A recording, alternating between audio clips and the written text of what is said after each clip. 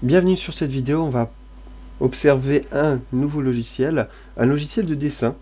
Donc si vous avez une tablette graphique ou une tablette tactile ou un PC tactile, je pense que ce logiciel va vous plaire parce qu'il est très professionnel et en même temps on a la possibilité de l'avoir gratuitement et légalement, je précise, ou de payer un abonnement pas très cher, pas abusé, euh, soit par mois, soit par année.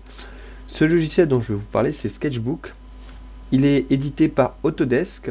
Donc là, il vous m'explique à chaque fois que je peux évidemment acheter la version premium parce que là, je suis, vous voyez, ici marqué adhésion gratuite.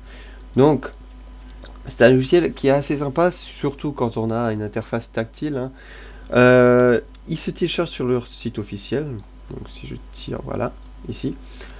Vous tapez Sketchbook sur le net et vous allez tomber sur le site sketchbook.com. Il va vous expliquer les deux versions. Donc vous avez une version gratuite et vous avez la version pro qui a 5 euros par mois, enfin 5 dollars, mais bon, j'arrondis 5 euros ou 30 euros par an. Donc c'est sous forme d'abonnement, vous achetez pas le logiciel définitivement. Mais 30 euros par an, ça va. Je veux dire, c'est pas non plus la fin du monde, c'est largement suffisant. Et croyez-moi, pour l'avoir vraiment testé, euh, je trouve qu'il vaut vachement le coup. C'est vraiment un outil pour dessiner.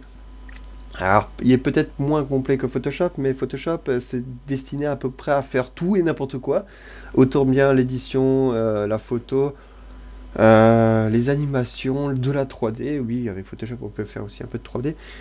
Donc forcément, on a un outil qui regorge de boutons et d'options. Alors que là, c'est beaucoup plus simple. Vous voyez qu'il y a quand même un panel d'options, mais ça renoue peut-être un peu plus, ça se rapproche plus d'un dessin papier que d'un dessin informatique et industriel.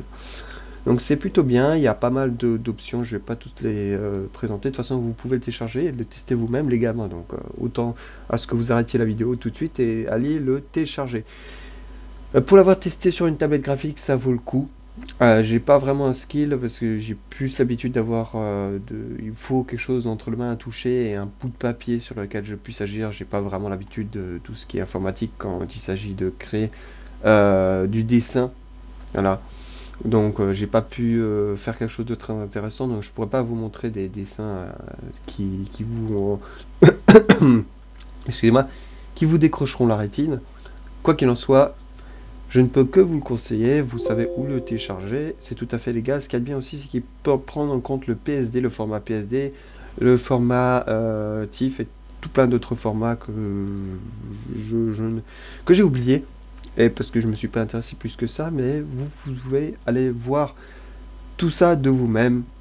Donc, allez-y, abonnez-vous, laissez un petit pouce vert, partagez la vidéo, et moi je vais vous retrouver pour d'autres vidéos. A plus.